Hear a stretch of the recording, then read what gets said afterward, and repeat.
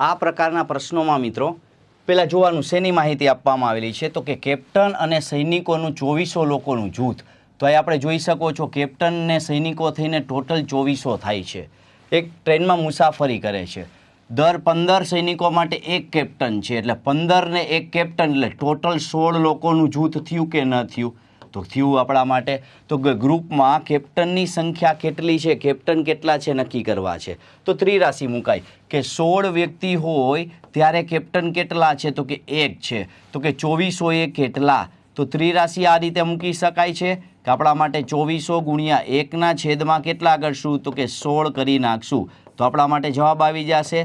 છેદ ઉડશે તો 16 1 16, આપણી પાસે વધે 8 એટલે 80, 16 50 80 અને 0 એટલે 150 આપણા માટે આન્સર આવશે.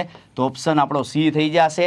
તો આવી જ રીતે જે કાંઈ પ્રશ્ન હોય એ ઝડપથી ગણી શકાય છે. તો આવા પ્રશ્નો જોવા માટે મિત્રો અમારી ચેનલને સબસ્ક્રાઈબ કરો.